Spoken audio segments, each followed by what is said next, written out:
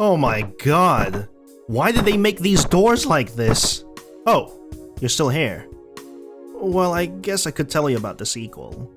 After the first game blew up, Dennaton dropped Hotline Miami 2, Wrong Number, on the 10th of March 2015. It was generally praised, but the response was more mixed this time. To be fair, the original was a tough act to follow, and the developers took a few risks with this sequel. There are major shifts in tone, gameplay, and yes, a particular scene that kicked off a whole controversy. We'll get to that eventually. Even the series' core theme of violence gets reframed. In Hotline Miami 1, violence felt intimate and personal. The game forced you to confront why you were doing what you were doing, and made you uncomfortable about it. If you haven't seen my video on that, I'd recommend it. It's not mandatory or anything, but it does set a good foundation for what's coming. Hotline Miami 2 shifts the focus. Instead of only making you doubt your own actions, it asks why people are drawn to violence in the first place, how it destroys these people, and how violence begets more violence, creating a cycle that escalates into an all-devouring climax. But I'm getting ahead of myself. There's a lot to cover, a lot of spoilers, and just like last time, lots and lots of bodies.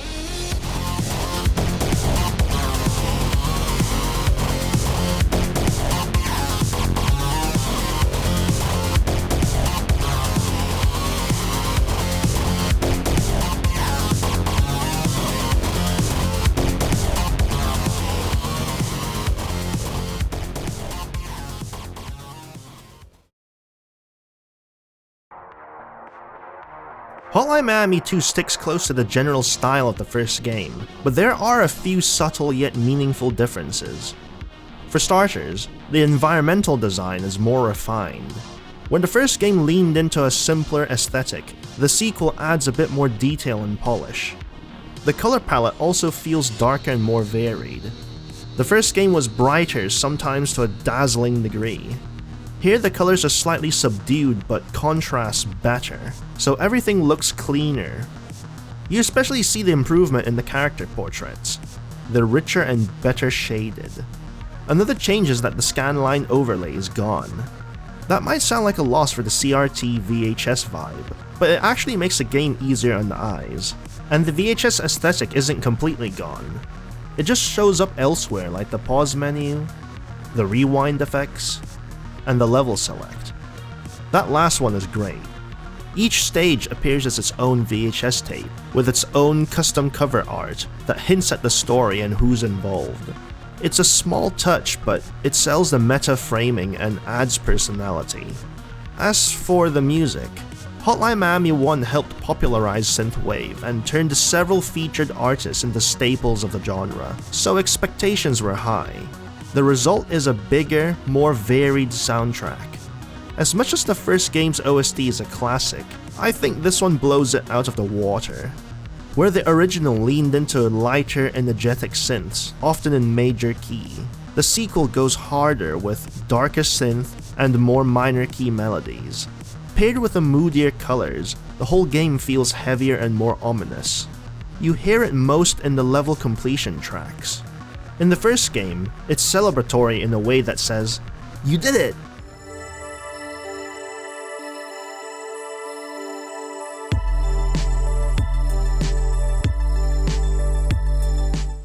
In the sequel, it's mournful and reflective.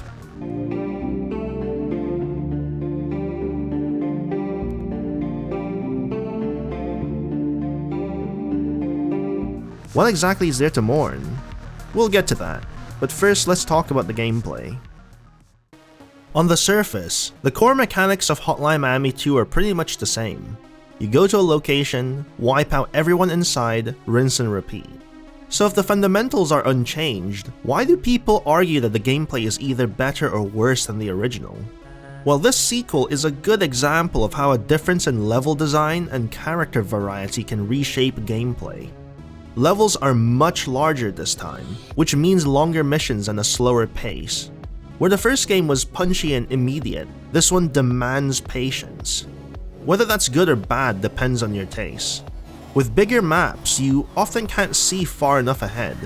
Pair that with more gun-toting enemies and you're going to get sniped by someone off-screen. Honestly though, I think the criticisms are a bit overblown. Most of these problems melt away once you learn layouts and enemy paths. That's how the first game worked too, namely trial and error. And trust me, if I can clear Hotline Miami 2 with a slow-ass trackball mouse, then you can too. In other words, I think these people are suffering from skill issues. That said, there are a couple of egregious levels. Outside of those outliers though, I think the gameplay is fair. One thing I really respect is that the devs didn't try to make the sequel beginner-friendly. The difficulty ramps up from where Hotline Miami 1 left off, and then gets even harder. Not the most market-savvy decision, but it does respect returning players, and I admire that. Now let's talk about one of the biggest gameplay changes, namely variety. The mask system is completely gone. In its place is a roster of playable characters, each with unique abilities, stats, and specialities. They're locked to specific levels, and those levels are tailored to their playstyle. I love this. It injects personality and mechanical variety to the gameplay. More importantly, it serves the theme. Every character embodies a different relationship with violence, so the gameplay mechanic doubles as storytelling. Now there are quite a few characters and the story jumps all over the place. To keep things clear, I'll go through each character one by one, in an order that best shows how everything interconnects. Let's start with the obvious choice, namely, the first playable character we're introduced to, Martin Brown. We're introduced to Martin Brown in the tutorial level Midnight Animal. All he does is invade a house and slaughter a bunch of teens. He has no special traits, except that he's slow as shit. And you'd think that as a man with girth, he'd be like the heavy enemies, immune to melee and able to tank shots. But nope, the game doesn't give you that privilege for any of the bigger playable characters. Right at the end of the level, it's revealed that the whole thing was a movie set for a film called Midnight Animal. We're in 1991, which is a few years after the events of the first game. This film is obviously a bastardized retelling of Jacket's campaign with a masked killer following phone instructions. There's even a stand-in for the girlfriend. Clearly, Jacket's escapades were a cultural sensation. But before that reveal, there's a moment we need to talk about. When Martin finds the girlfriend the stand-in, he SAs her. This scene was highly controversial at the time of the game's release. Media outlets slammed it as tasteless or needlessly shocking. There was enough controversy that the devs added an option to skip it entirely. And honestly, I see where the critics are coming from. No one likes SA. Unless you're a sicko. Which is kind of the point. In-universe, Martin is meant to be the most evil character in the series. Out of universe, it's a critique on the prevalence of sexual violence in media, and the people who consume it as entertainment. Even if it's fictional, if you enjoy it, you're still engaging with something fundamentally vile. It mirrors the first game's challenge to the player's relationship with violence. And there's a deeper irony here. Midnight Animal is a sensationalized in-universe horror film about Jacket's exploits. It's a commentary on how real-life media sensationalizes violence, both physical and sexual. And fittingly, this scene in Hotline Miami 2 became sensationalized in real life, overshadowing everything else for some critics. Which is exactly what the devs are commenting on, and they completely missed the point. In Martin's next level, Final Cut, we open to a talk show interview. The host looks suspiciously like Ellen DeGeneres. Wait. Ellen DeGeneres. She points out that Martin used to star in critically acclaimed films, and now people are calling him a sellout for doing a slasher flick. Martin's response is absolutely unhinged. That's not how I see it. I've wanted to do this for a long time. Kill kids. Strangle them. Beat people's heads in. Rip their eyes out. Just listen to them scream. See them die in agony. I finally get to do that now. Most other playable characters justify their violence, whether it be for patriotism, loyalty, etc. Although there are a few characters that do it for the thrill, Martin goes a step further. He's doing it for the sake of the sheer pleasure of committing violence itself. That indulgence honestly makes him the most damning character. Martin then suddenly realizes he's dreaming, and then Richard appears. This movie you're making, you know how it ends? I believe there's a pretty big twist at the end. I doubt you'll like it. In fact, I don't think anyone will. Maybe you ought to get out before it's too late. I don't think so. You really enjoy hurting other people, don't you? It's just a film. Just a film, huh? That's one way to look at it. Martin's "it's just a film" excuse is fascinating. In-universe, yes, the film is fictional, but Martin's desires aren't. The role just gives him a socially acceptable stage to act them out. This is the same shield some players use. It's just a game, bro. Dennaton is deliberately poking at that. If your only barrier to indulging those impulses is legality or social stigma, fiction isn't changing who you are. It simply removes the consequences. The dream ends and the scene shifts to a film set clearly modeled after Jacket's apartment. The girlfriend escapes, the door bangs, the phone rings. Martin answers, again mirroring the player-game relationship from the first title. In the preceding interrogation scene, the police deny the existence of any phone, reinforcing the idea that the public doesn't believe Jacket's version of events. Eventually, Martin picks up the phone again, prompting his rampage. I think this level has one of the best uses of music in the game. It nails the slasher horror vibe. This level is also one of the most difficult, despite it technically being the 5th level in the game. Martin is slow at doing everything as previously mentioned, and there are tons of windows and gun-toting enemies everywhere. Probably one of the first rude awakenings for some folks in terms of the difficulty in this game. When you get to the second section of the level, there's this SWAT chief that patrols the level. He's quick and dual wields magnums, making him quite dangerous. You need to knock him down, and when you execute him, Martin straight up rips his head and spine out. What? That's honestly the craziest and most absurd kill in the series.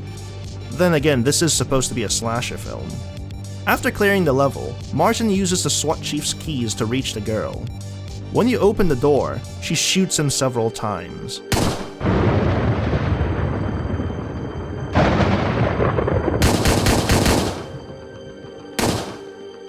The director yells cut, congratulates the crew, but Martin isn't getting up. There must have been live rounds in that gun, Alec Baldwin style. Except this game came out before that ever happened. Life imitates art, I guess. Anyway, that's the big twist Richard warned him about. Martin's story ends with him dying for the same violence he claimed as fictional. He's the game's most blatant embodiment of indulgence without reflection, someone who embraces brutality for its own sake, while not caring about what that says about them. Our next character is pretty different. There's someone who frames their violence as noble and patriotic, even when it's neither. This is Jake. Look familiar? That's because he's the guy Jacket gets the Jake mask from in the first game, so clearly his story overlaps with Jacket's in 1989. His mask is a snake. Jake the Snake. Get it? Even his pupils are thin like a snake's, which is creepy. We first meet him in his dump of a house as he receives a call from 50 Blessings. Good day. This is Eric from Miami Auto Repairs.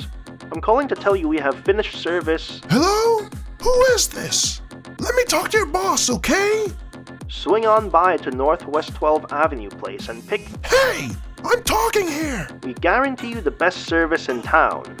Don't you hang up on me, damn it! Show some goddamn respect!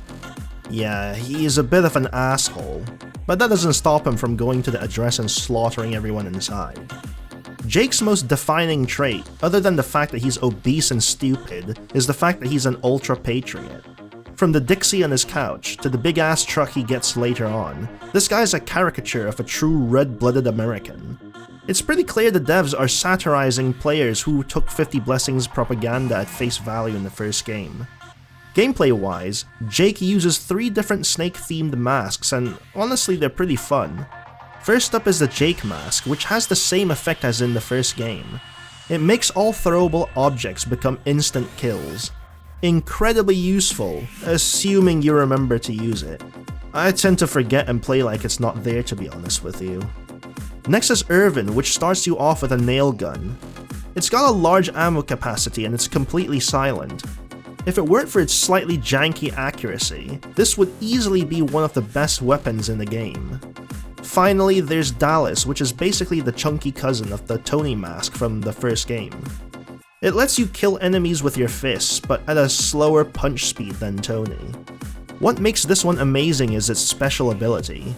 Press the aim button and Jake whips out a pair of nunchucks. In this state, he can move and attack incredibly fast. Who knew someone so big could move like that?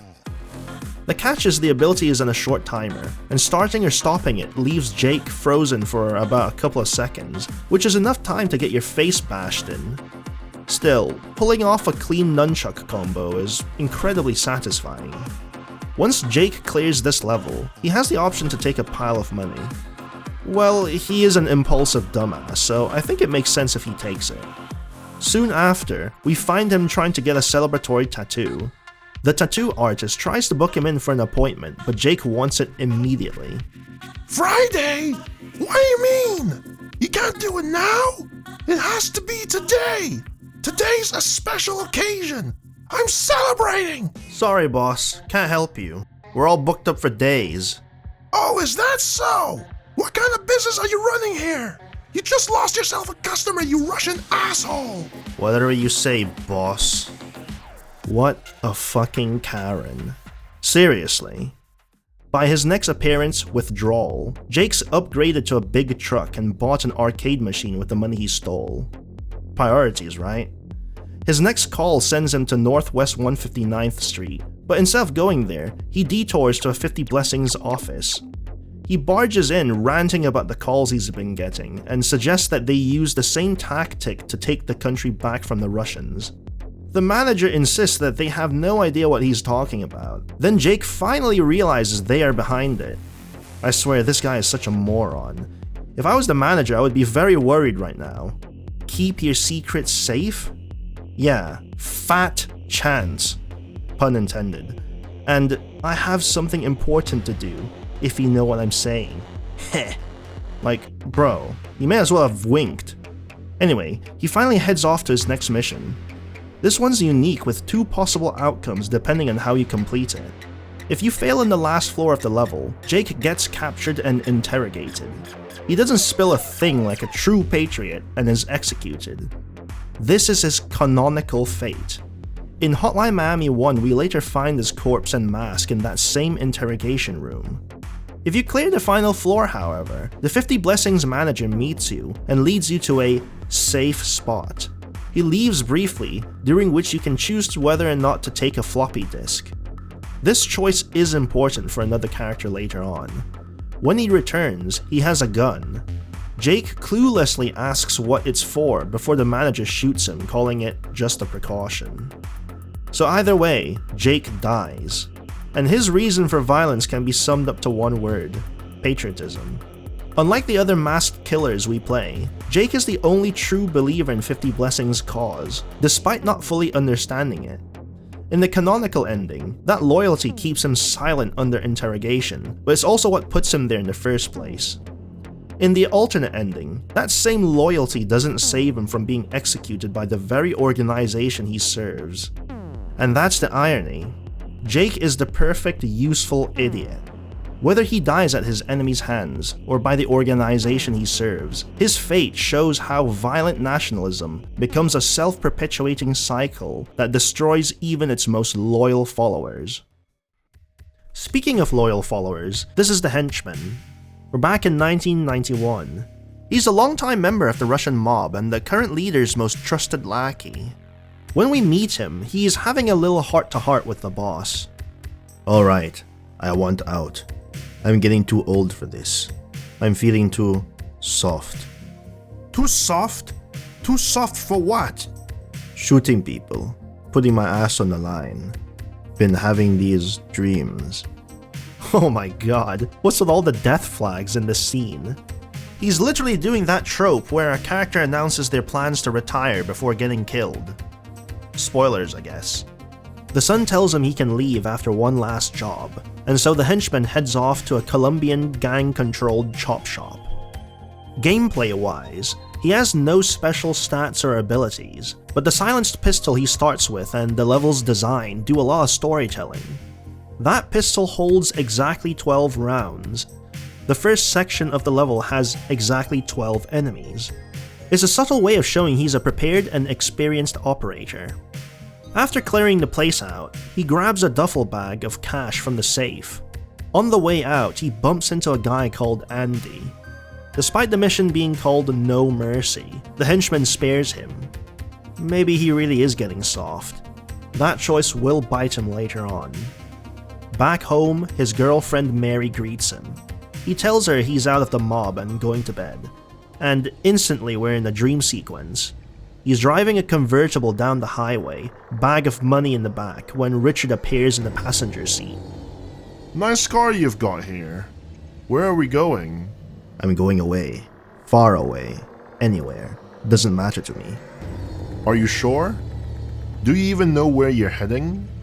Without directions, a lot of people wind up going round in circles. And this road doesn't look too promising. I didn't ask for your opinion. What if I told you that this road leads to nowhere? Or rather, that you're heading for a dead end. That's where you're going.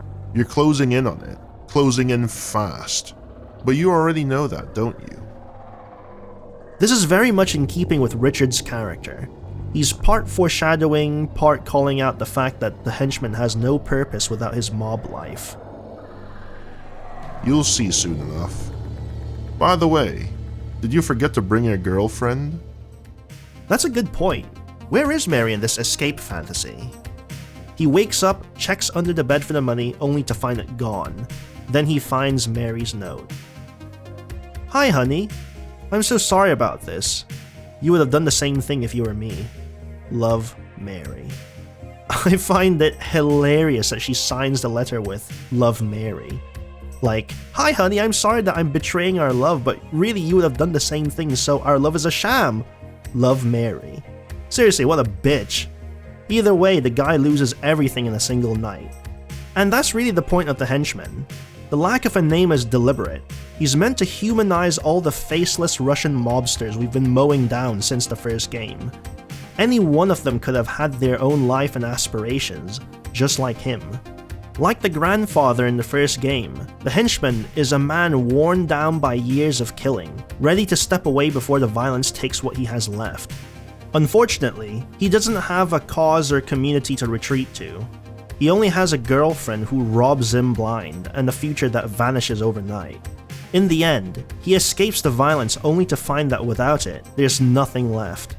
He's left hollow and directionless, showing that sometimes the real cost of violence isn't death, but losing any sense of who you are without it. The Henchman shows what happens when someone tries to walk away from a violent life. But what happens when you run headfirst into it? Well, on that note, these are the fans, and they are exactly what their name implies. A group of people who loved the events of the first Hotline Miami so much that they started reenacting them. Not in a tribute cosplay way, but more like a let's grab some masks and go kill people way. They're the embodiment of the kind of players who enjoyed Hotline Miami 1 a little too much, taking the thrill with no awareness of the critiques. Like Jacket, each has an animal mask. Mechanically, you can pick 4 playstyles, each tied to one member. Thematically, each one's a different breed of Hotline Miami fanatic. Corey fights wearing a zebra mask, which, let's be honest, is just a more degenerate version of a horse persona. Her special is a dodge roll, one of those high skill move options that separates the pros from the scrubs. Unfortunately, I'm too much of a scrub to remember it exists. Otherwise, she's the most default character in the group, rocking a Miami Dolphins jacket and saying very little. In other words, she's basically skinwalking as Jacket and represents the literally me crowd. fans who idolized Jacket without ever acknowledging his faults. Strangely, some even believe she's Jacket's ex-girlfriend despite zero evidence, which is a very ironic way to miss the point of her being about parasocial obsession. Tony is basically Tiger Mask, and his abilities mirror the Tony mask from the first game, except now he can kill heavies, which makes him completely self-sufficient. Who needs guns, am I right? Not that he could pick them up or any other weapon up for that matter. He's a pure adrenaline junkie and is here solely because he wants some action.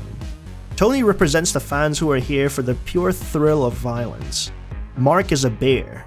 No, not that kind of bear. As far as I know anyway. He starts with dual MP5s, which he can hold sideways like some action hero. But ammo burns out fast, and once it's gone, he's just another guy scrambling for weapons. His defining trait is his lack of personality.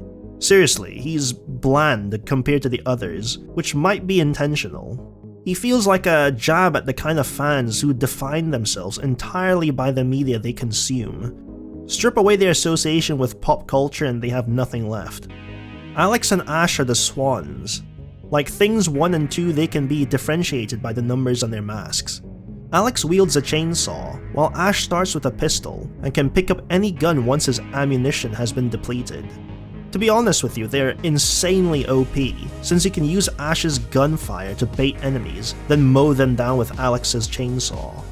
Some players complain about Ash getting stuck on walls, but I barely notice.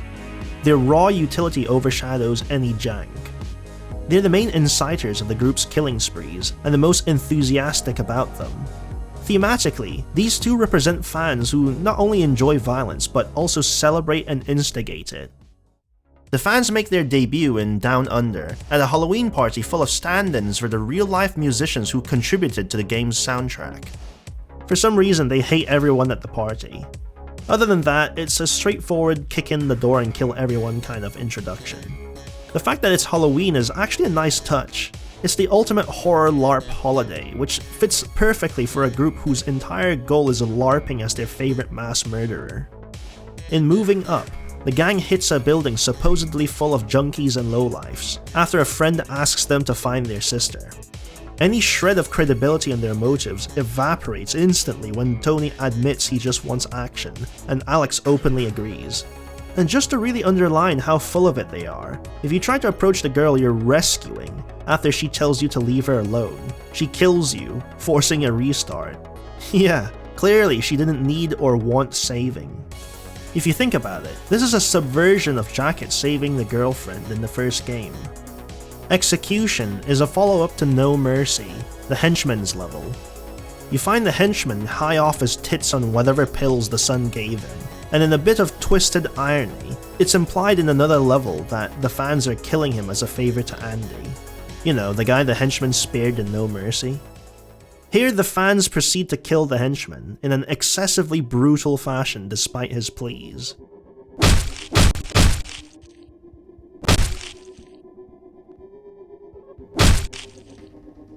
This is all designed to make you further sympathize with the Russian mobsters you've been mowing down, and to hammer home that the fans are in fact awful people. For me, it succeeds in that purpose. It's Dennaton holding a mirror up to the players who learnt nothing from the first game, saying, "Look at what you're doing!"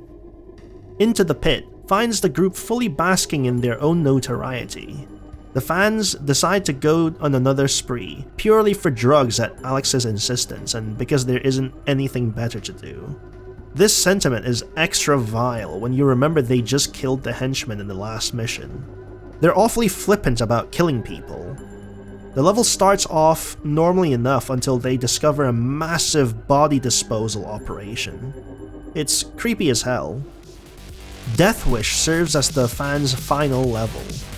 Thanks to Alex stealing the Henchman's phone, the fans learn of another Russian mob location. This time, you get to play as all of them in one level, backed by one of the most hype tracks in the game.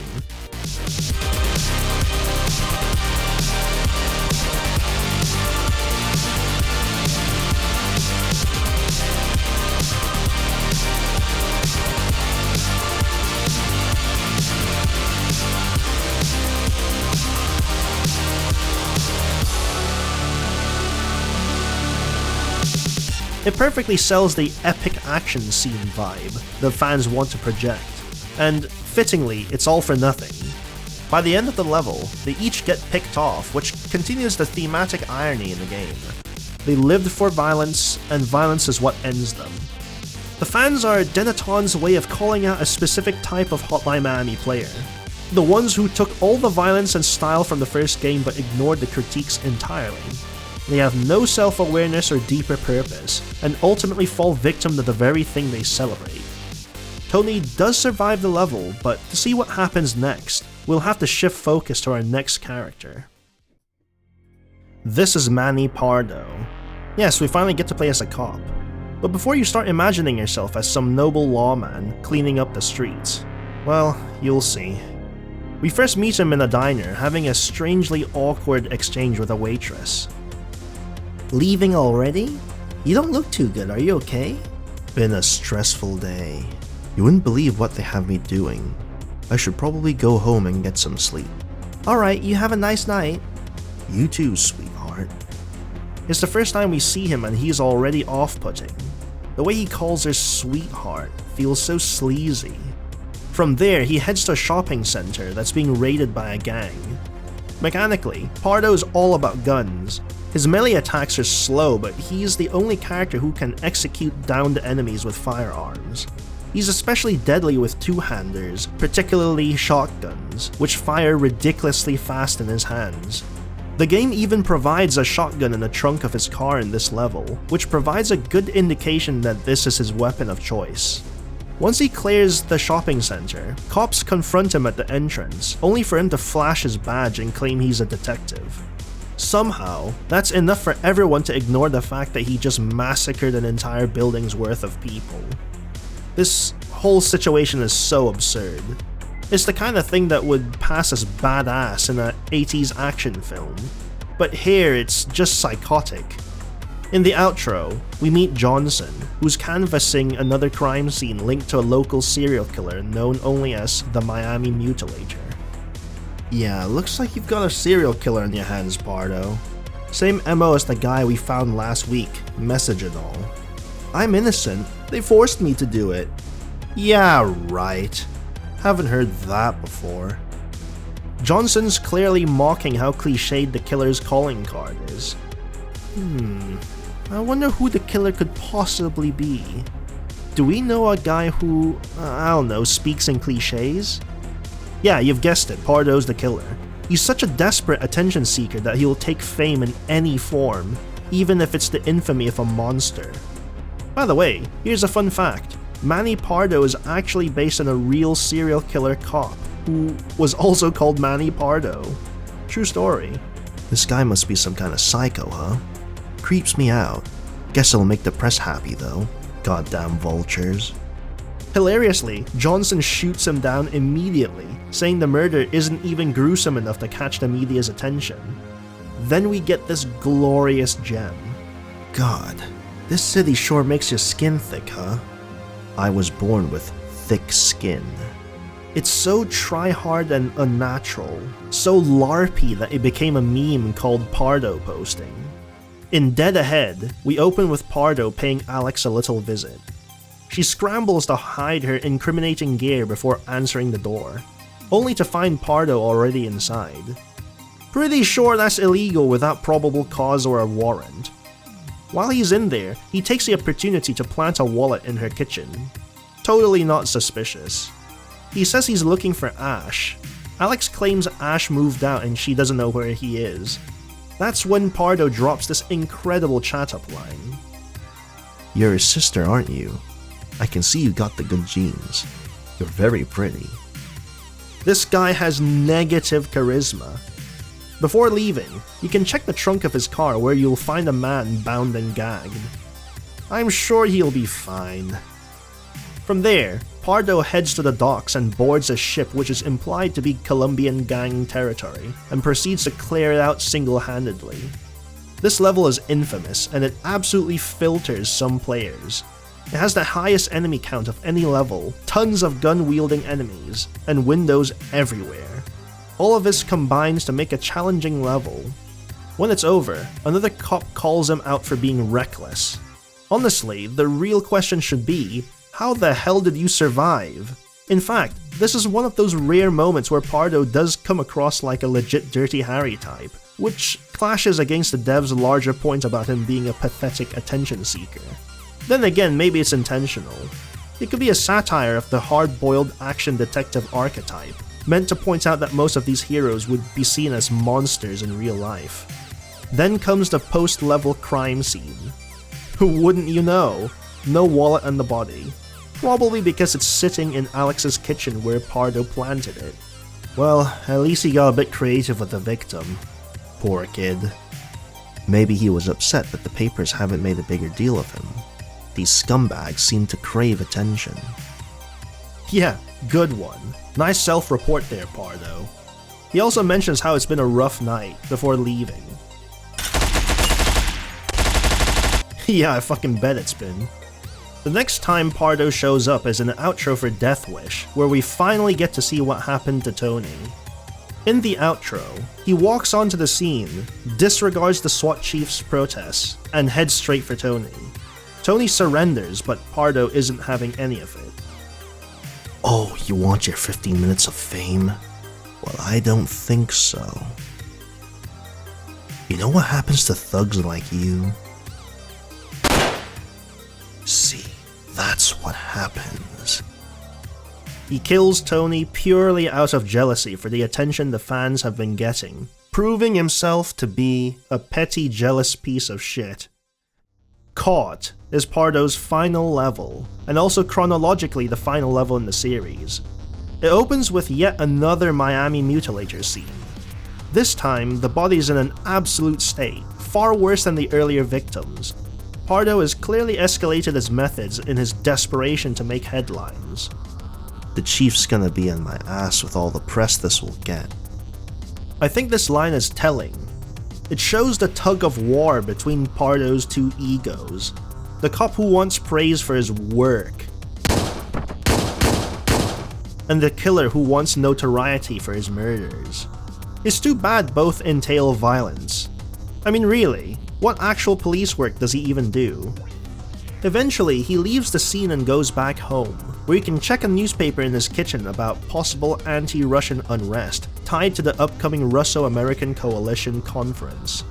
That's right, that's the same organization mentioned in the first game. Then he goes to bed. Suddenly, he's awake again in a panic, tearing his home apart looking for something. He rushes back to the crime scene and confronts a puppet man. Turns out, he's looking for his gun. The puppet calls himself Pardo's son, clearly representing the fake Miami mutilator persona he's built. When the puppet hugs him, Pardo shoves it away, causing it to fall and shatter its head. The scene shifts and he's on a film set. A golf cart whisks him to another stage where the police chief accuses him of being the Miami mutilator and demands he surrender. Pardo refuses, saying they'll have to take him by force. He clears out the police station and makes a beeline to the entrance, only to be confronted by a group of police officers. He tries his usual trick of flashing his badge, but gets gunned down only to wake up revealing it was all a dream. He gets a work call about a situation, probably related to that Russo-American Coalition headline in the newspaper, but blows it off, saying he's not feeling well. He pulls out his gun and stares at it in silence. I find the nightmare sequence fascinating because it mirrors Martin's arc. Martin gets fame and notoriety for fake violence in Midnight Animal, while Pardo gets almost no recognition for his real violence. For Martin, the attention is secondary to acting out his violent fantasies on set. For Pardo, the violence is just a means to an end, the end being fame. And like Martin, Pardo's self is basically a performance. He acts the part of a gritty detective. He acts the part of a notorious serial killer. These roles are to Pardo as the masks are to Jacket or any of the other masked vigilantes. Identities he hides behind and performs. Nobody knows who the real Pardo is, and I would wager neither does Pardo. Strip away those roles and there's nothing left but a man obsessed with attention. He's a man as artificial as that puppet from his dream. That's why the film set imagery in the dream works so well. is the perfect metaphor for Pardo's life. His entire existence is staged. Every action is performative, and that includes his violence. Other characters in the game use violence to serve some kind of goal, be that patriotism, survival, or because they enjoy it. For Pardo, it's the only thing that makes him feel like he matters. Without it, there's no identity left for him to cling to. And that makes him one of the most hollow and pathetic figures in the entire story. Our next character, however, couldn't be more different. We're back in the mid-80s, 1985 to be exact. Chronologically, this is the furthest back the series goes. And yes, we actually get to play as Beard. The game drops us right into a military bar with Beard's squad, and look who's here. It's Jacket, and the other two are Barnes and Daniels. If you look closely, you can even spot the fans hanging out by the bar. That's our first hint that a surprising number of characters in this series have military backgrounds. As Beard and Jacket leave the bar, a war correspondent named Evan finishes interviewing another soldier and asks to take a photo of Beard and Jacket, then hands Beard a copy. Later at camp, we meet the Colonel. Do be careful, my boy. Don't want any of my men dying on me, you hear? Got a special supply delivery coming in tonight. Wouldn't want to drink all that bourbon alone. Not in this goddamn place. Clearly this guy has been at this too long and seen too many of his men die. Ambush is Beard's first level. Beard's squad is elite and they're being sent on missions with increasingly impossible odds. The main enemies for Beard's levels are the Russian military. It's like a fucked up version of the Vietnam War, except it all takes place in Hawaii. Clearly this war is where many of the characters' anti-Russian sentiment originated. Beard's playstyle is unique. He never picks up weapons mid-level. Instead, you choose a gun at the start and stick with it, plus a knife. Ammo is limited, though you can replenish a bit from ammo boxes scattered throughout his levels. There are 5 guns in total to choose from, 3 of which unlock as you progress. The selection is as follows. The M16 is pretty standard fare, versatile and generic but reliable. There's the shotgun, which is slow but still very useful since there's quite a few heavy enemies in these levels. The heavy machine gun is surprisingly accurate for an LMG, with powerful shots and large ammo capacity. The sniper rifle can one-shot any enemy, including heavies, but there is a long delay between shots and the slow rate of fire hamper its usefulness. And then there's the flamethrower. This is the most OP weapon in the entire game. It can one-shot everything, can wipe out multiple enemies at once. It has large ammo capacity with the ability to do small sprays to conserve ammo, and for some reason it's incredibly accurate. Its only real drawback is that it can't fire through windows. Unfortunately, you only get this after you've completed all of Beard's missions. At the end of Ambush, Beard has an interesting walkie-talkie exchange. James here. I'm done weeding out the garden. How's it going with the yard? Hank here. Ran out of fuel for the lawnmowers. We're at the gas station on 24th and 7th. Head on over and we'll share the ride back. The euphemisms they use for their walkie-talkie exchanges sound suspiciously like the phone calls from 50 Blessings. It's presumably an OPSEC measure, so that if the Russians intercepted their comms, they wouldn't understand what they were saying. It's a subtle explanation to the origin of the phone calls. Stronghold opens with a squad talking about what they'll do after the war. Beard says he wants to open a convenience store. Anything where I won't have to carry a gun and shoot people. That line is important. Beard is one of the few playable characters in this series who genuinely doesn't like violence. He's not here for thrill or glory. He's only violent because it's his job to be. Before the mission, Beard checks in with the Colonel, who's just been promoted to Lieutenant General, but doesn't seem to care. In fact, he's convinced the US will lose the war, and while he says the squad will be going home soon, he sends them on one more mission which he himself calls a piece of shit mission.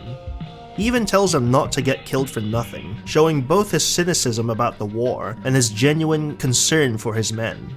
The mission is to storm a hotel, and Beard's squad does in hours what an entire company couldn't do in weeks, despite that company suffering heavy casualties.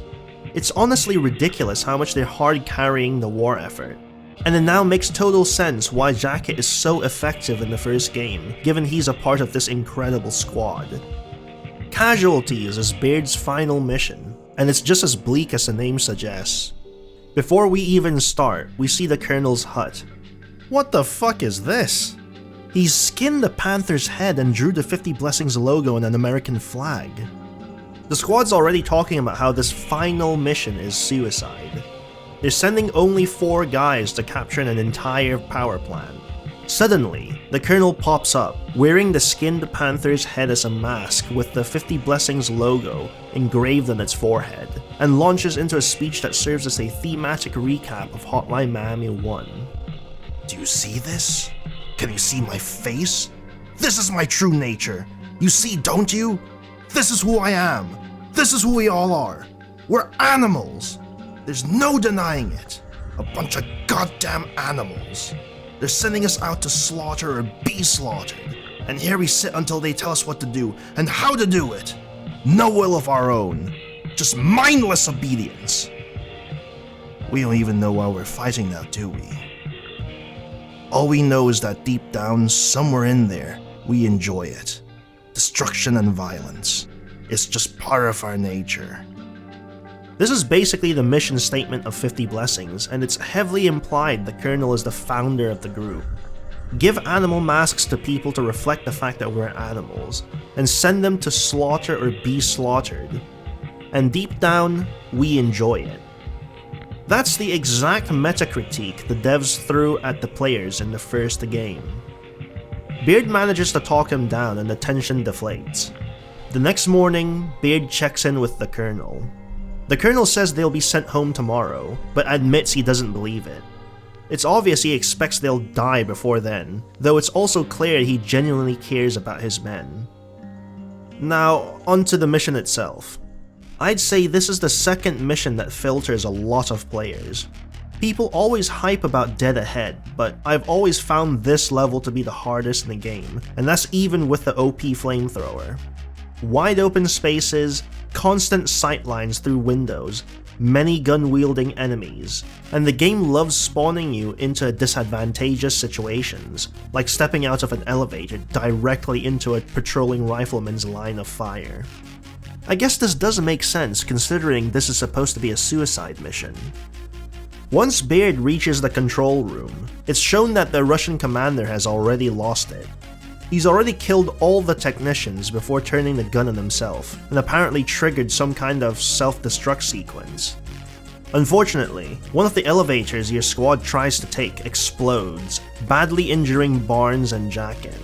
Despite all the smack talk between Daniels and Barnes throughout the campaign, Daniels immediately rushes to be by Barnes' side, and presumably stays behind with him, since we never see them escape.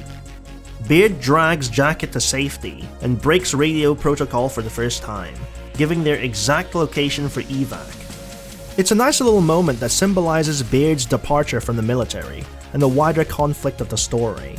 He's essentially shedding his violent identity as a soldier. As they're being evacuated, Beard says the line that will echo throughout Jacket's story. No need to thank me, kid. It's on the house. It's a moment important enough to become part of Jacket's hallucinations in the first game.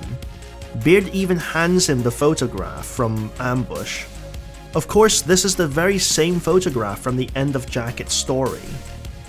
After the power plant, the story jumps forward a year to the 3rd of April 1986 in San Francisco.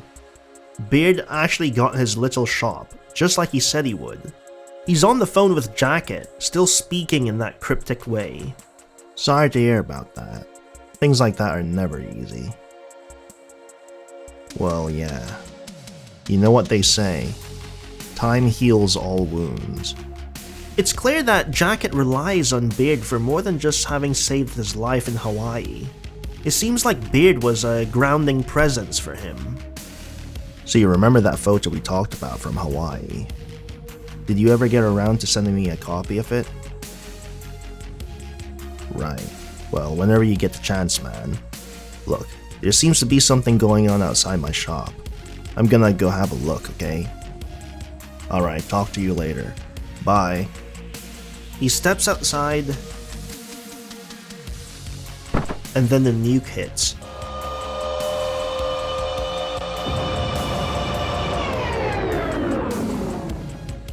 And now we see why Jacket's vendetta against the Russians ran so deep. He must have harbored a lot of animosity towards them for killing Beard.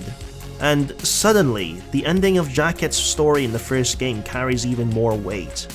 When he lets go of the photo of him and Beard, he's finally letting go of the war, of Beard, and of the hatred that's driven him all this time. He's basically letting the past go in that final act. As a side note, the nuking of San Francisco eventually results in a Russo-American coalition, a political alliance likely formed to prevent further nuclear escalation. While the game never states who benefits most from this arrangement, the resentment shown by American characters toward the Russians suggests a perceived imbalance. The existence of an underground movement dedicated to targeting Russians implies that at least culturally and politically, America no longer feels in control.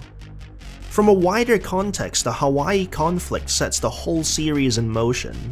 It leaves behind broken people who can't move on, dragging it back home with them. Beard is unique among them because he never chose violence the way the others did. He might have volunteered for the army, sure, but he didn't revel in killing. He only carried out violence for survival and out of a sense of duty. When he got out, he really did try to leave it all behind. He opened his shop, wanting nothing more than to live quietly. And still, violence found him. He died not for his choices, but because of forces outside of his control. But Beard's story is also the Colonel's story. Together, their stories form the foundation of Hotline Miami's endless cycle of bloodshed. If Beard represents the human cost of war, the Colonel represents how war industrializes violence into systems that outlive the conflict itself. His warped philosophy becomes the core of 50 Blessings, the organization that keeps the violence going long after the conflict in Hawaii is over. It's too bad that no one ever fully uncovers the truth to this conspiracy. But there is one character who comes closer than the others. Our next character is Evan Wright, a reporter turned writer. Yep, the same war correspondent who photographed Beard and Jacket back in Hawaii. Apparently, he might have been based on a real-life writer also named Evan Wright. We jump forward to 1991, where we first see him in the aptly named level First Trial. He's observing the court case of none other than Jacket himself. The prosecutor questions a police chief about Jacket's supposed phone messages. The chief dismisses the idea, saying there were no recordings, and the answering machines had no tapes. When cross-examined, the chief admits Jacket did receive phone calls that matched the timing of the murders, all traced back to the Golden Truck Stop. Jacket's defense claims he was coerced by the Russian mafia into committing the crimes, which makes no sense. The mob coerced him into killing their own guys? Unless Jacket believed it was rival factions or he suspected 50 Blessings and was covering for them, that excuse makes no sense. Court is then adjourned and Evan goes to a payphone to make a call. I would like to talk to Detective Pardo. Tell him it's from Evan. So now we know Evan's connected to Beard, Jacket, and Pardo. Who doesn't this guy know? He presses Pardo for information on the masked killings, specifically the Golden Truck Stop. Pardo reluctantly relents, giving him an address to a bathhouse where Evan can find a Petrov. After the call, Evan heads out of the courthouse where the scene is abuzz with activity. There's reporters, cops, and even protesters supporting Jacket. And if you look closely, guess who's in the crowd? Alex and Ash, and even Biker. Everyone's here. Jacket really is the guy that brings people together. It's almost like the real Jacket was the friends we made along the way, right? Evan makes his way to the bathhouse, only to be stopped at the entrance. So Evan does the reasonable thing, and punches the guy, mounts him, and keeps swinging until the poor guy starts bleeding out. Then Evan suddenly panics, checks his pulse and tries CPR, but of course that fails. This scene is just absurd. What did he think was going to happen? He runs into the bathhouse shouting for help, proclaiming that there's been an accident. The fuck you mean accident? You just beat that guy to a bloody pulp unprovoked. Seems like Evan has a lot of pent-up aggression. That comes through in his gameplay. Evan has two distinct playstyles. His default mode is completely non-lethal. He can only use blunt weapons to knock people out. He can't wield sharp weapons or guns, though he can unload firearms for bonus points. And honestly, I think it's pretty badass. He's basically Batman disarming and knocking out goons. When you knock someone down and go for an execution, Evan hits them twice to knock them out. But if you try to hit them a third time, he hesitates before punching faster and faster, smashing their face in. You can actually keep punching indefinitely, causing a huge mess. It's one of the most excessive acts of violence in the series. Do this twice, and he rips off his jacket, revealing that he's surprisingly swole. From then on, the screen takes a red tint and he fights lethally, with access to every weapon like any other character. The jacket literally holds back his rage. Once it's off, he no longer holds back. I think it's clever that the devs left the choice in the player's hands. Evan is the character most aligned with returning players from Hotline Miami 1. The first game ends with bikers searching for the truth but never quite reaching it.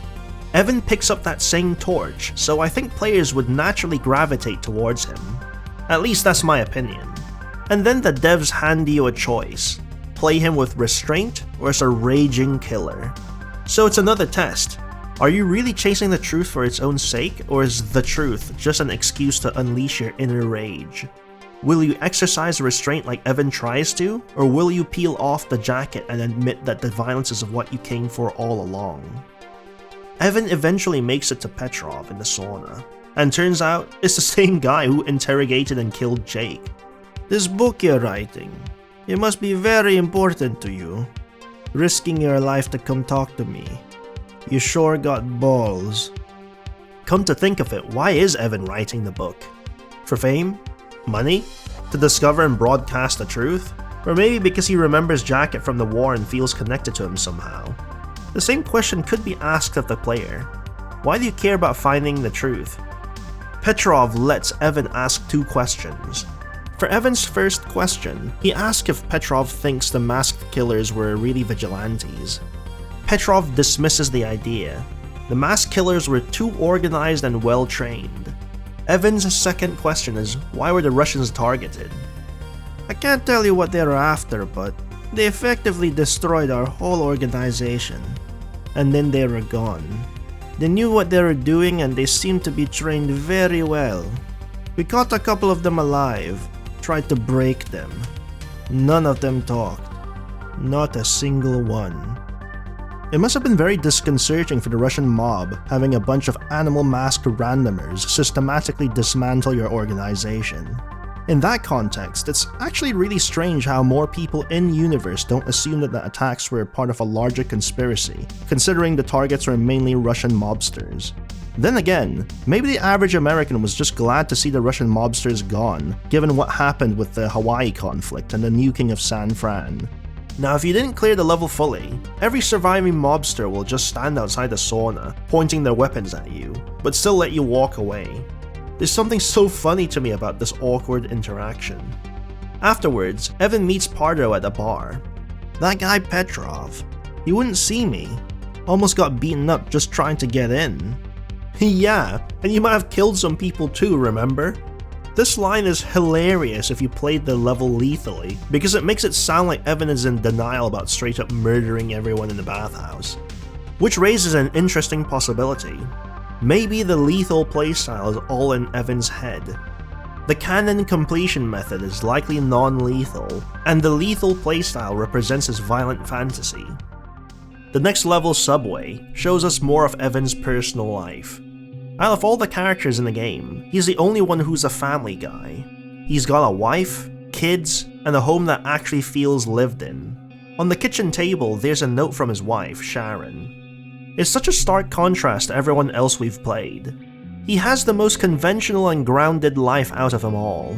It's refreshing. He then leaves to catch a train where things get weird. He's approached by a hobo for money. Evan obliges, at which point the guy slips on a Richard mask. Do I look like I want your dirty money? When he pulls it off, the hobo becomes Sharon. We've barely got enough money for rent. Maybe you should stop trying to be a writer. We've got kids to feed. You need a real job, dear. This just isn't working. Evan promises that his book will succeed, that he just needs more time, but Sharon threatens to leave and take the kids, and then Richard delivers another prophetic warning. Time is the one thing you don't have. Maybe you should reconsider your priorities. I think this is a fascinating scene because it undercuts Evan's purity of purpose. He's not only writing this book for the truth or some sense of journalistic duty, he's chasing money and fame, and his family struggles in that pursuit.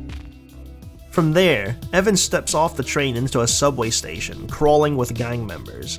The standout feature of the level is the track.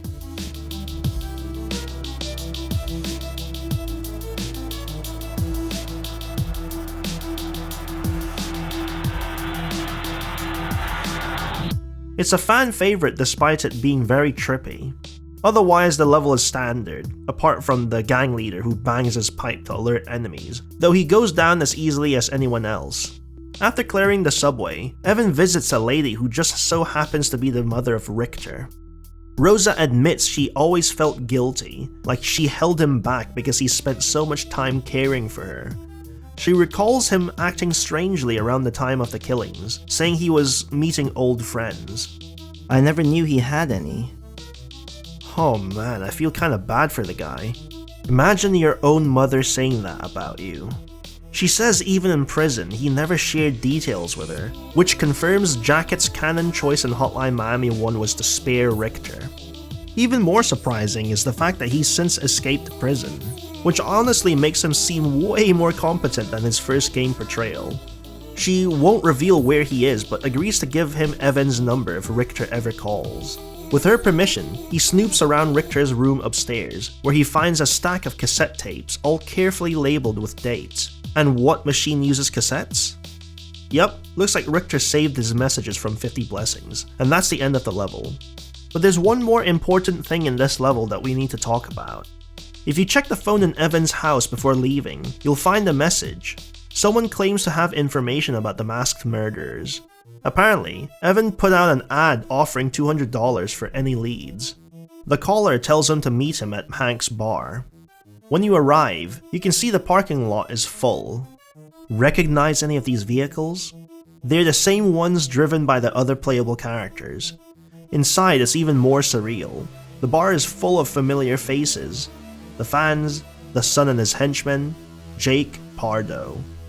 Some of these people are supposed to be dead by this point in the timeline, so what exactly is this place? A dream? A kind of liminal gathering space for the cast? At the bar, Evan meets the source of the call, the biker. It's only been 2 years since the first game and he looks like shit. The scar on his face makes it clear his run-in with Jacket was traumatic, but even beyond that, the man just looks broken. He tells Evan about his own history with the masked killings, how he signed up to 50 Blessings, got the phone calls, and tried to hunt down whoever was behind them. But then he realized that it was a bigger conspiracy than he could handle, so he fled to the desert. Out there, he says, he met someone who terrified him so much that he lost his will to keep fighting. He never says who it was, but given Richard's track record of popping up to the other playable characters, it's not hard to connect the dots. Unfortunately, Biker doesn't know who actually made the calls. Evan leaves unsatisfied, feeling that Biker had not given him anything concrete. This scene is important for 2 reasons. First, it shows us what happens to someone who chased the truth too far. Biker tried to do what Evan is doing now, and it left him a broke drunk. He lost his youth and his will. Secondly, it's an official passing of the torch. In the first game, Biker was our surrogate for uncovering the conspiracy. Now that role transfers to Evan. He's the new truth seeker. But the question is, if Biker ended up like this, what chance does Evan have of surviving intact? Technically, that's all of Evan's levels, though there is a third bonus level that can be accessed. After the end of Withdrawal, after Jake's death, we see Evan in a police evidence locker, thanks to Pardo. If Jake didn't grab the floppy disk, or if he was killed by Petrov, Evan says he didn't find much. But if Jake did take the disk, Evan finds it waiting in the locker. Evan convinces Pardo to let him borrow it, and when he gets it printed out, sure enough, it's a list of addresses. His investigation leads him to an abandoned building that turns out to be the same 50 Blessings HQ Jake visited. But here it's revealed as something far larger with water purifiers, dormitories, and reinforced walls. Clearly, this place was designed as a bunker for surviving some future catastrophe. Now, this level isn't canon. We know that Jake's canonical death is at Petrov's hands, meaning Evan never should have found the floppy disk. The devs added it as less of a plot point, and more as a way to feed us, the players, extra lore. And it's fitting we see this through Evan, because that's his function. He's our avatar for uncovering the truth. Within the story, Evan comes across as someone genuinely trying. He has the capacity for violence, but unlike Jacket, or really any of the other playable characters, he has restraint. His default is non-lethal. Violence isn't his goal, it's just something that slips out when his temper or strength overwhelms him. But meta-narratively, Evan is the dev's stand-in for a particular kind of fan. The type of player who pores over details, piecing together plot points, and obsesses over what it all means. And that's why most of the other major characters crosses paths with him. He's the thread tying the whole mess together. So where does violence fit in? Well, here's the catch. To love Hotline Miami for its lore, you first had to be hooked by the game itself. It could be the aesthetic and mystique of the first game, but my money is on the actual gameplay. In other words, by the violence. Even if you are here for the lore and the truth, you cannot help but engage with the violence that serves as a primary mode of interaction with the game. And so, through Evan, we can see that whatever motivations you may have with playing the game, all get inexorably linked with violence. But his story isn't over yet. For that, we'll need to move on to the next playable character. So we finally get to play as Richter. His first level, First Blood, actually starts with Evan at home, typing away when the phone rings. And who's on the other end? Of course it's Richter. Looks like Rosa followed through on her promise and gave him Evan's number. Richter asks Evan if he's writing about the masked maniac, and offers to share his story for the price of a plane ticket. Evan can't promise, but he says he'll figure something out, so Richter begins. It all started out with strange messages on his phone. At first, they were simple errands like calling random numbers, leaving cryptic voicemails, painting the 50 Blessings logo around town. Richter ignored them, assuming it was a prank, but when he refused to comply, the tone shifted. The messages became threatening. Then one morning, he woke up to find his car torched, with a message on his phone warning him that bad things would happen if he didn't start obeying. What's interesting here is how 50 Blessings eases people in. They don't start with, go kill someone. They test you with small innocuous acts, then escalate. It's almost like they're probing your willingness to comply, breaking down your resistance bit by bit before pushing you into outright violence. Taking a look around Richter's house gives us a good amount of insight into him. His room is tidy, full of trophies and medals. Clearly he's accomplished. His bed and locker look straight out of a military barracks, suggesting he has a service background like so many others in the series. There are shelves of books and even a computer, which would have been strictly for hobbyists in 1989 when this takes place. In other words, he's disciplined. And he's a nerd! If you check his parents' room, you'll find flowers on one side of the bed, presumably placed by his mother in memory of her late husband. The adjacent study is kept completely dark, presumably untouched, and decorated with hunting trophies and a tiger pelt. His father must have been a prolific hunter. Then Richter checks his answering machine. You've got one new message. Hi, this is Susan from Miami Funeral Service. We've got an appointment scheduled with you today for the funeral for Rosa Berg. Come whenever you like. We're open all day. Our office is on Northeast 139th Street. Not exactly subtle there. Basically do the job where your mother dies. With this, Richter cannot say no to their demands. Because of the implication. He goes to check on his mother Rosa, who's coughing but otherwise cheerful. She recounts a dream of sitting with Richter and his father on an island, staring silently at the sea. It felt peaceful, but she had a sense that something bad was about to happen. Then she shrugs it off, saying maybe it wasn't so bad after all. This is important foreshadowing, so keep this in mind for later. Despite what's happening, Richter keeps his composure. He tells her he'll be out for a while and promises to make her dinner when he gets back. This is where Richter stands out from the other masked killers we've played. His violence is motivated by survival and by protecting his mother from people who will kill her if he refuses. That makes him one of the most sympathetic characters in the game aside from Beard and maybe the Henchman. Certainly the most sympathetic out of the masked killers. And it's deliberate recontextualization. In Hotline Miami 1, a lot of players probably hated Richter for killing Jacket's girlfriend. Now we see the other side. He's a dutiful son, forced into brutality to protect someone he loves. But while he's portrayed as a fundamentally decent guy, the truth is he still has the skills and temperament to carry out horrific violence, which implies he wasn't exactly squeaky clean to begin with. After leaving home, Richter heads to the address from his threatening message, a bar. Unlike the mask named after him in the first game, Richter doesn't start with a silenced Uzi. In fact, his base playstyle is about as default as it gets, except for one thing. He has the fastest fire rate with a silenced pistol, which paired with his implied military background, suggests he might have been involved in some pretty shady operations before this. But what really defines Richter's gameplay is the level design. His missions always force him into disadvantageous situations. This first one is a perfect example of this. He spawns unarmed with mobsters already in position behind the entrance. You basically have to sprint in and improvise to survive. Later on, while clearing the second floor, every action risks triggering a chain reaction, where multiple enemies swarm you at once. Richter's campaign basically demands that you become a ninja. In that sense, his rat mask fits his situation perfectly. Not in the sense of being a snitch, but in the sense that cornered rats fight. Richter is cornered in two ways. Situationally, since his levels constantly back him into impossible odds, and narratively, since he's only killing because he and his mother's lives are on the line. The next mission, Demolition, begins with another phone message and another tender scene. Rosa asks him to help her bathe, but Richter has to leave. She assumes it's another job interview, so we learn he's unemployed. "I'm sure you'll get it this time."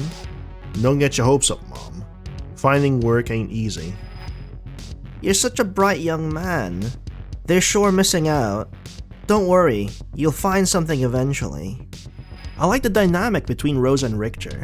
He's clearly a defeatist, while Rosa, being the typical caring mother, injects optimism. Richter could easily be a resentful asshole due to this pressure, but instead he's a caring son. It's clear they really love each other.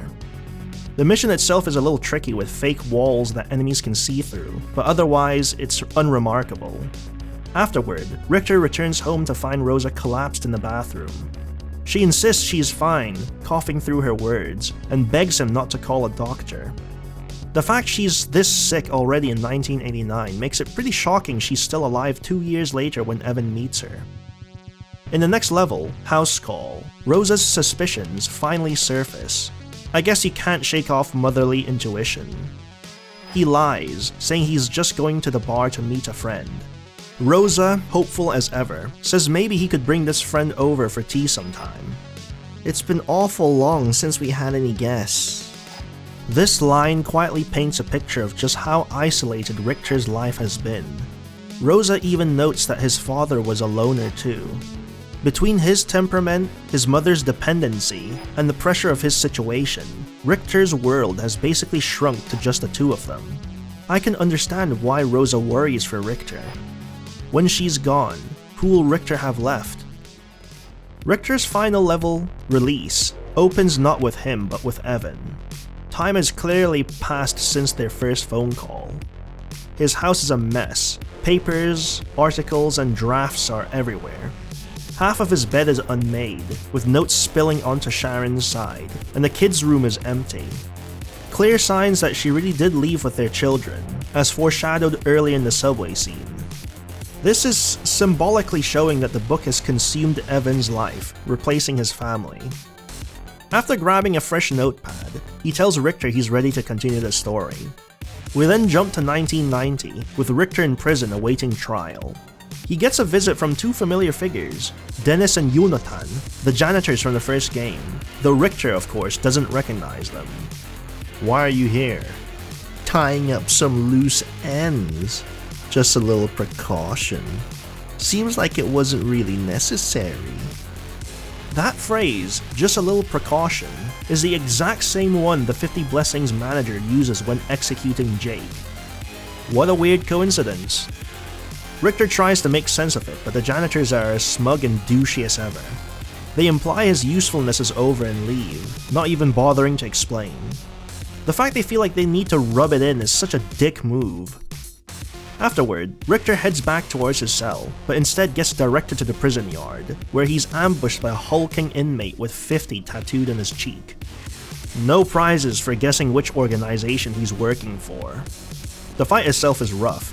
The prison boss instant kills on contact and can close the distance frighteningly fast. You basically have to stall until someone tosses a pipe into the arena, finally giving you the means to bring him down. From there, chaos erupts. A riot breaks out, and Richter has to fight his way out. The first half has you mowing through gun-wielding guards, and midway through, Richter disguises himself as one of them. The second half has you fighting through inmates instead. Once you've completed the level, Richter makes his way to the exit where SWAT are holding the line. Somehow, they let him board their transport without even checking his ID. We cut back to 1991, with Richter wrapping up his story for Evan. If I may ask, where did you go after you escaped? I guess I might as well tell you. I went to Hawaii. You see, that's why I need you to get a plane ticket. It's not for me. It's for my mother. I'm really worried about her. She can't take care of herself. I was hoping you could get her to come here. It's interesting that Richter chose to hide in Hawaii, the very place where the cycle of violence in Hotline Miami began. He probably doesn't even realize the irony. What's more, it's striking that he doesn't dwell on the past or on trauma. There's a very good chance from what we know about Richter that he served in the military. If Hawaii dredges up bad memories, he doesn't mention them. All he thinks about is his mother, on getting her to Hawaii and making sure she's cared for. For Richter, violence is not something he embraced or even reflected on. It was simply something he had no choice but to do. First to survive, then to protect his mother. I guess you could say that this is his major flaw. His fatalism leaves him blind to how easily he falls into cycles of violence. He accepts every step as inevitable, never questioning it. And in that way, Richter becomes a warning. Not every violent man is driven by a purpose. Sometimes it's just someone who never saw another choice. Before we end, Evan finds a letter from Sharon waiting on the table. Dear Evan, I haven't heard from you in a while. I miss you. The kids miss you too. I think we can still make this work, but I can't live with a man who puts his job before his family. I still love you. You know I do. I hope you love me too. Please call me when you read this. Sharon. From here, the player has two options. Sit back down at the typewriter and continue the book, or pick up the phone and call Sharon. It's the only explicit choice in the game that changes aspects of the ending. More than any other character, Evan acts as a stand-in for the player. He already gives you choices in combat. Play non-lethally with restraint or unleash his inner rage and go lethal. Now he's tested on his priorities. Do you cling to the truth, to recognition, and to finishing the work even if it costs you your family? Or do you choose to let go and reconnect with what really matters? It's the game asking us directly, are you here to keep digging for more lore, to keep pulling at the threads of conspiracy? Or can you accept what you've found and walk away after the game is over, and leave the violence behind? Whichever you choose, this is as personal as Hotline Miami 2 gets. And fittingly, the themes of violence and family carries us straight into our last playable character. For our final character, we step into the shoes of the Son. He's called that because he's the son of the Father, the Russian mob boss from the first game. And yeah, you can tell they're related. Now that I think about it, they also look a hell of a lot like Tommy Wiseau. Oh, hi Mark. His first level, Seizure, opens with a conversation between him and the Henchman about attacking a Colombian-owned strip club. This is set just days before the henchman's death, by the way. The henchman voices doubts, pointing out that the Colombians are more powerful, but the son doesn't care. The Colombians took his father's territory after his death, and he's determined to win it back. Family legacy clearly means everything to him. The son has one of the most versatile playstyles in the game. At the start of each mission, you pick from 3 abilities, each tied to a symbolic item. Bodyguard, which is represented by a pair of damaged shades, likely belong to the bodyguard from the first game. It grants a katana and a dodge roll like Corey's. There's also Dirty Hands, which is represented by brass knuckles. It plays just like Tony, though the punch speed is slower, making it comparatively weaker. Finally, there's Bloodline, which is represented by a bullet necklace. Look closely, and you'll see it's engraved with the date of Jacket's final mission, the 23rd of July, 1989, meaning this bullet is a commemoration for the father's death. It gives you dual MP5s, just like the father used in his showdown with Jacket, and functions like Mark's ability where you can aim them in opposite directions. Once ammo runs dry, you're back to a default playstyle. If you notice, every one of these abilities mirror a member of the fans, except for the chainsaw ability of course, and that's not just a coincidence. Where their violence is thrill-seeking and directionless, the son's violence is purposeful, driven by ambition and legacy. He's essentially their foil, 2 sides of what violence can mean to different people. After wiping out the strip club, the son celebrates with his men and invites the henchman to join in. The henchman declines, saying he wants to go home to his girlfriend. The son lets him go, but not before prophetically warning that his girlfriend will leave him one day. By the time we get to Blood Money, the henchman's story has already played out. He's left the mob, and as far as we know, he's already dead, though the son doesn't know that yet. The level opens with the son raising a toast to his crew, before piling into a van headed for a Colombian-controlled bank. Their target is, of course, the Colombians' money. It's clear the bank's guards are working hand in hand with the Colombians, given the fact that both parties are guarding the bank. The fact that this is so out in the open shows just how much power the Colombians have. After clearing the bank, the son makes his way into the vault, only to find one of his men already gunned down. In the darkness, he hallucinates a vision of his father, the grandfather, and the bodyguard. The father asks why he is here. I want to make you proud. This perfectly encapsulates the son's sense of purpose. Every violent step he takes is an attempt to live up to a family legacy that's already destroyed the men before him. Here, the father speaks with the clarity of death. In life, he too was driven by pride and violence, and he recognizes his son is walking the same path. And then Richard steps in. Your father's right. You don't get it, do you? Not that it matters anymore. It's all the same in the end. And there's nothing you can do about that, is there? But father, He already told you. He's not here anymore. In fact, neither are you. Richard is as cryptic as ever, but it's clear that he's saying the son's fate is sealed. The son is trapped in a cycle of violence, unable to escape the shadow of his family, and no matter how far he pushes, it will all end the same way. The next level, Takeover, opens not with the son but with Pardo. He turns up at the Russian Mafia's HQ, demanding to see the son, only to get stonewalled at the front desk. We're never told exactly what Pardo wants with him, but it's worth speculating. It's entirely possible he's a dirty cop, who's been quietly helping the Russians wipe out their Colombian rivals. The alternative is that he doesn't want the Russians to steal his thunder, and is hoping to take out the Colombians himself. But if that were the case, wouldn't Pardo have just started shooting the Russians then and there? Either way, the game leaves his motives ambiguous. Meanwhile, in the son's office, he's been busy extracting information from some unlucky Colombians. Whatever they told him, he's got big plans, launching a full-on assault on the Colombian HQ. It's honestly wild how quickly this war escalated. Seizure is dated 18th of November, 1991. Takeover takes place less than a month later on the 14th of December. In under 4 weeks, the son has gone from fighting uphill to dismantling the Colombians so thoroughly that he's storming their headquarters. If nothing else, it shows he's both ruthless and frighteningly competent. The level itself is fairly expansive with 3 enemy-packed floors. Unlike the Russian HQ from the first game, this place is actually guarded, with armed Colombians waiting for you at every turn. Once the Sun finally reaches the top, he walks into the Colombian boss's office with many gangsters pointing their guns at him. As the Sun speaks with the Colombian boss, you see the Russian mobsters sneaking into the left and right adjacent rooms. On the count of 10, volleys of gunfire erupt from the side rooms, cutting down every Colombian in the boss's office. So the whole plan was for the Sun to cause a distraction by clearing out the building, giving his men the opportunity to sneak into the building and assume their positions. This plan and all the preceding levels clearly demonstrate that the Sun is very comfortable with taking suicidal levels of risk, and it's all paid off with the Colombian gang wiped out and the Russians back on the top.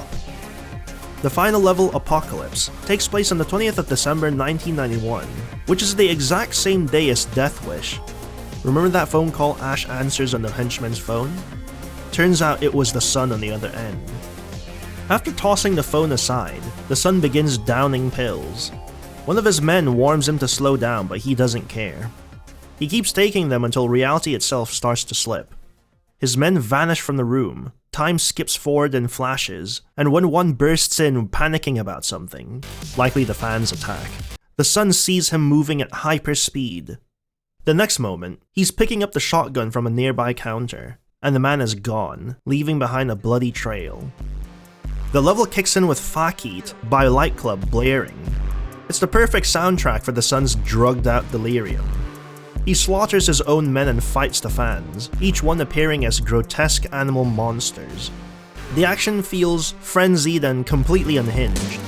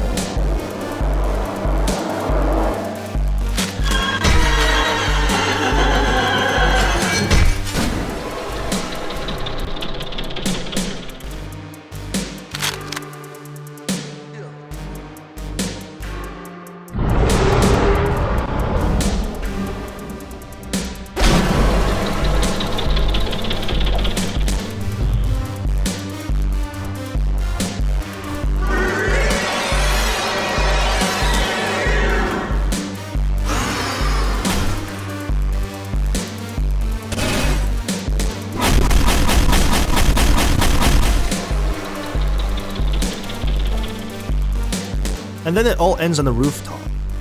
With nowhere left for his violence to go, the Sun turns it inward.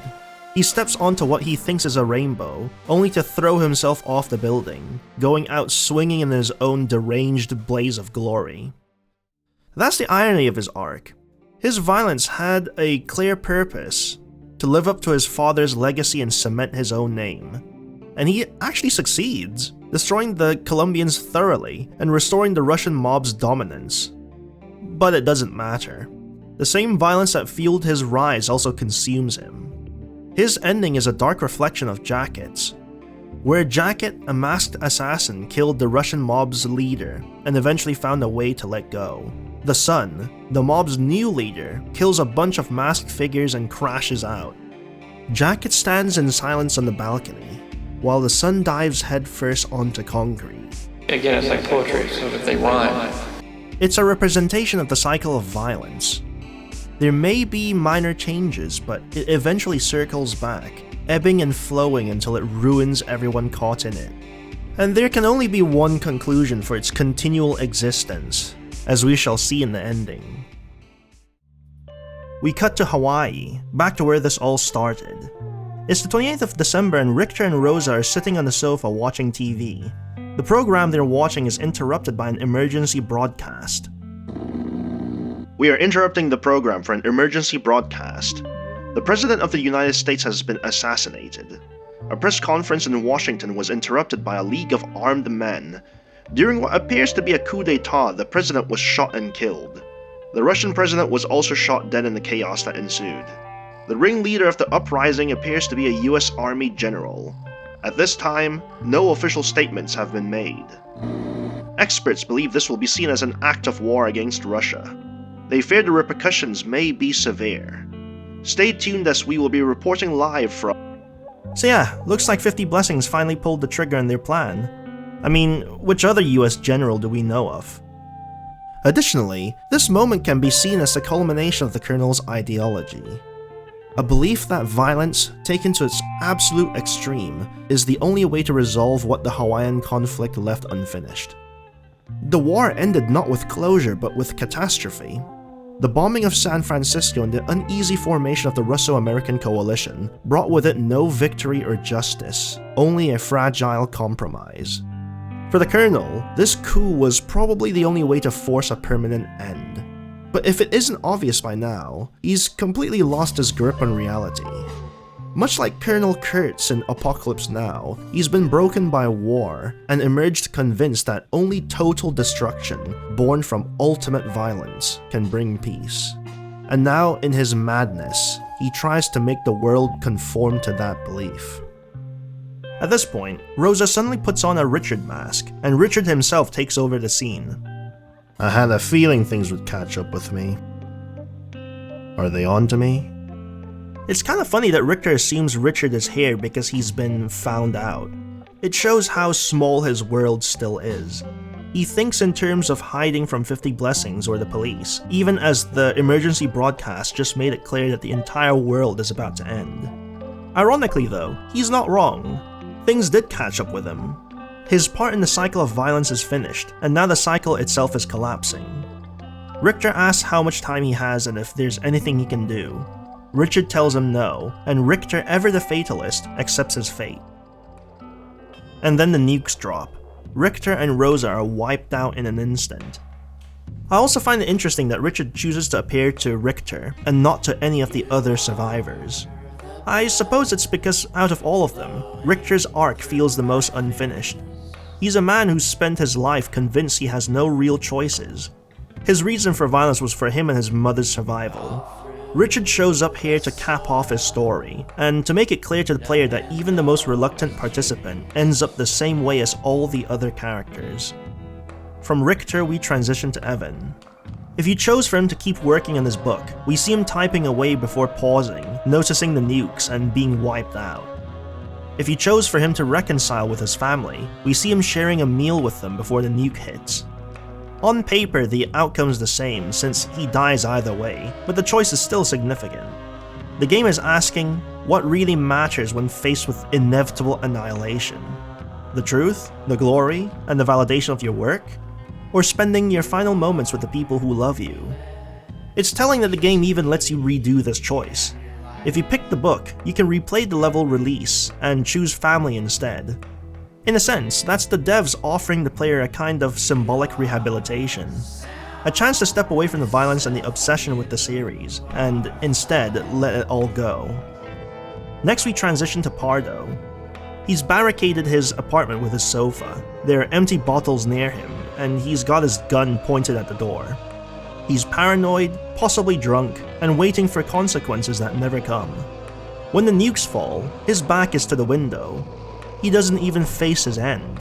Even in his death, he was self-absorbed, paradoxically caught up in his fear of getting caught for the actions he did for attention. It's a fitting irony. Pardo chased recognition, desperate to make people notice him as the Miami mutilator. Yet in his final moments, nobody's thinking about him. The world is ending and Pardo's exploits mean nothing. And so he dies as a victim of the cycle of violence that goes far beyond his petty and pathetic attempts at being something bigger and more important than he ever was. Then we cut to Rachel Ward, the actress from Martin's story. At first, her inclusion feels strange. Why end with a side character who barely had a role? But it makes sense when you think about it. Martin's entire arc is about fictional violence. We play through his fantasies on the film set, but none of it was real. His only real brush with violence comes when Rachel accidentally kills him. That twist reframes his story. Martin was too pathetic to ever carry out real violence himself. Instead, he participated in it secondhand through the media he helped to create. His legacy wasn't blood in his hands, but violent fiction that glamorized bloodshed. And when consequences finally came knocking, he was consumed by the very violence he helped to spread. Rachel's presence here drives that irony home. She's the only one in Martin's story who actually commits real violence, however accidental. Her survival into the ending montage makes her symbolic of real violence born from fiction, and how even accidental participants in a cycle of violence can't escape its fallout. Finally, we get to our last survivor, Jacket. We see him passing time in his cell, and then the white flash takes him too. His story technically ended with the first game, but his fate is the same as everyone else's. And with that, all the characters in the series are gone. The cycle of violence has come to a close. However, there is one question that I keep coming back to. Who or what is Richard? Well, the devs hinted at Hotline Miami 3 at the end of the credits, so maybe we can find out more. Nah, just kidding, they only did that as a joke. Dennaton have stated numerous times that Hotline Miami 2 is the final game of the series, and with Dennaton seemingly inactive now for a decade, it's safe to say we'll never get a sequel. Thankfully, if you restart Hotline Miami 2 after beating it, you get one final hidden scene at the start of the game that could help explain some things. It starts with all the playable characters sat around the table with Richard at the head. You all came back, huh? Why? You all know how this ends, don't you? That line is pretty interesting in that it implies that the events of the game have already happened. Jake, confused, demands to know what's going on. Richard calmly tells him, "You're not really here, are you?" It echoes the bank vault scene with the son, this idea that none of them are here, wherever here is. And just like that, Jake is dead with a gunshot wound in the head, the same way he died in his campaign. Martin then asks if this is just another dream. Richard answers, "It's all a dream, isn't it? Enjoy it while you can. Soon you'll have to wake up." It's as if none of them have accepted the truth of their lives, and Richard's here to remind them. Then Martin is riddled with bullets, mirroring his movie set to death. When Tony tries to brush it all off and attempts to leave with his friends, Richard cuts in. "There's only one way out of this, unfortunately." Maybe he means death, but is that really the case? What is the correct way out? Regardless, the fans end up the same way they do at the end of their story. The son demands answers, insisting he's not afraid of dying, but Richard points out the real problem. "Keep on following in your father's footsteps. I've told you where they lead." Again, Richard is trying to get the son to acknowledge his fate. The son then appears to have numerous bones broken from falling. Richter, full of regret, tries to apologize. Richard cuts in explaining that he's not who Richter thinks he is, and then says, "Remorse won't get you anywhere." Richter seems to mistake him for Jacket, and it seems that he does actually feel guilt for his violent actions. Unfortunately, guilt doesn't change anything. Richter is reduced to a skeleton, consumed as he was by the atomic blast. Pardo lashes out, questioning Richard for judging them. Richard admits even he doesn't understand Pardo, and maybe that's the point. Nobody understands Pardo and his violence, probably not even Pardo himself. Then, like Richter, Pardo is left a skeleton. When Evan asks who Richard really is, Richard gives one of his most important lines. "I'm the opposite of why you're writing your book. I'm something you'll never understand." Notice the wording. He calls himself something, not someone. Also with his line, "I'm something you'll never understand." Is he directing this to Evan specifically, or is he directing it to us, the player, as well? Then Evan too is reduced to a skeleton, as he would have been when the nukes fell. Finally, only Beard remains. We've met before, haven't we? "Yes, we have. I'm glad you remember. I know you didn't ask for any of this. I wish we could have met again under different circumstances." Me too. They say they've met before, but when was this? I don't recall Richard and Beard ever meeting or interacting in both games, so it's likely they're referencing an event that's not shown to us. Beard too turns into a skeleton, claimed by the blast that ended San Francisco. Richard is left alone at the table. He switches on a projector, restarting the events of Hotline Miami 2. So what does this all mean? It's still deliberately ambiguous, but here's my take. I think the implications of Richard's character can be split between what he means for the in-universe narrative and what he means for the meta-narrative. In-universe, I get the feeling that Richard is some kind of psychopomp, or in other words, a guide for the dead. The levels we play aren't happening in real time so much as they are replays. Cycles the characters are trapped in until they confront their own karmic debts. For some, that means confronting their helplessness and guilt. For others, it's their lust for violence, their craving for attention, or their obsession with legacy. They keep coming back because they can't let go of what consumed them in life. Beard is the exception. He didn't ask for this, and Richard even acknowledges this. Their brief, almost tender exchange suggests Beard isn't meant to be part of this endless loop, but has to be here for the structure to hold. Maybe he's collateral in Richard's strange work, or maybe he's the anchor that makes the cycle possible. Notice also that Jacket and Biker are nowhere to be found. That could mean that they're in their own cycle, or that they've already moved on. In Jacket's case, this makes perfect sense. He let go of his past, symbolized by releasing the photo of Beard at the end of his campaign. He escaped the cycle. From a meta perspective, the explanation is simpler. Jacket and Biker aren't playable in Hotline Miami 2. The only people around Richard's table are the characters we directly control in this sequel. Additionally, Richard is the only one who remembers everything. He knows how it all ends, he knows these characters inside and out, and he's constantly reminding them of their fates. That perspective mirrors our own as players on a replay. He's less a character, and more a reflection of our presence in the story. Detached and powerless to change anything, but always playing a role. The fact that the projector begins to play at the end of the scene and transitions to the game as normal further plays into the game's film motif. We as the players are rewatching the same VHS tape and reenacting the same cycle. So when Richard asks us why we came back, it's aimed at the player from a meta perspective.